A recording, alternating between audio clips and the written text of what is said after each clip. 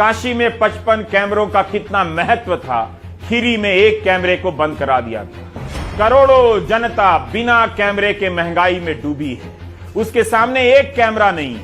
प्रधानमंत्री 2 मिनट के लिए गंगा में डुबकी लगाते हैं, उनके लिए 55 कैमरों के इंतजाम लगाए गए हैं कार्यक्रम में।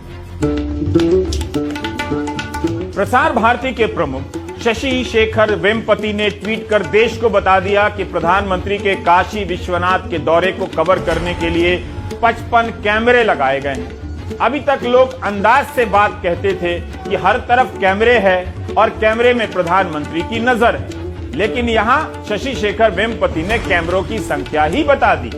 55 कैमरों के इस तपोवन में प्रधानमंत्री जहां से गुजरते थे कई एंगल से फिल्माया जाने लगता था, ताकि गुजरने के दृश्य को क्षण क्षण बदलकर दिखाया जा सके।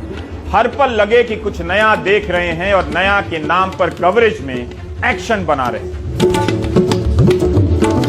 एक्शन में जान डालने के लिए जिमी जिप्स लगाए गए, जिनकी मदद से कैमरे ऊपर से नीचे, नीचे से ऊपर उठते हुए करीब जाकर पीछे हटते हुए प्रधानमंत्री को कवर करते रहे।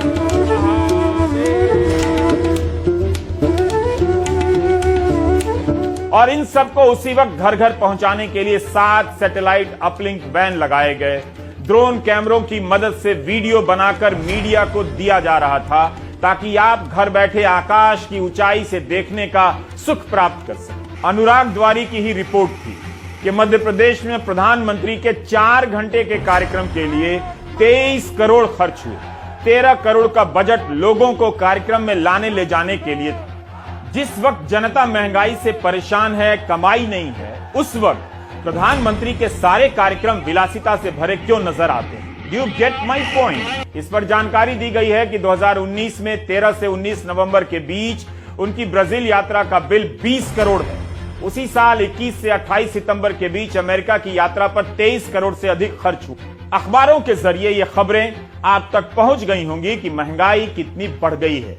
अक्टूबर में ही महंगाई पिछले 5 महीनों में सबसे अधिक हो गई थी, 12.25%, लेकिन नवंबर में तो उससे भी अधिक हो गई, 2% बढ़कर 14.23% हो गई।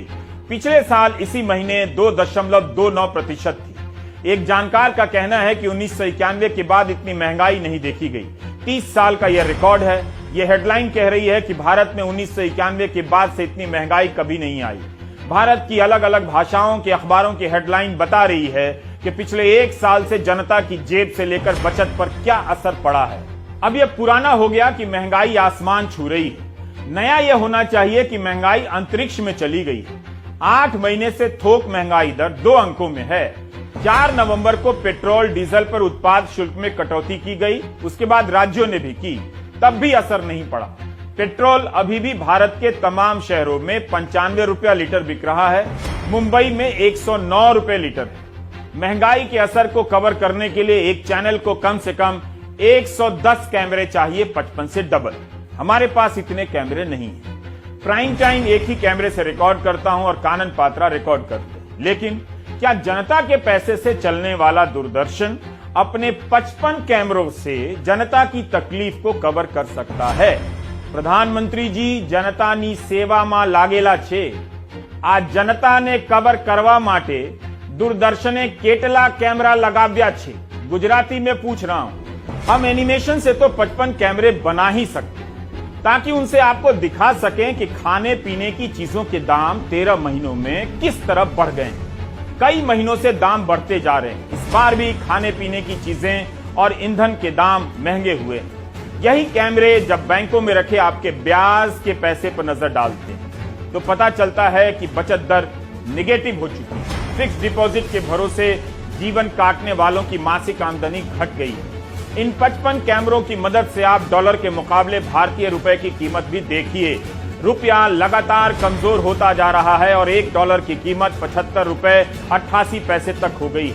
22 जून 2020 के बाद यह सबसे बड़ी गिरावट है।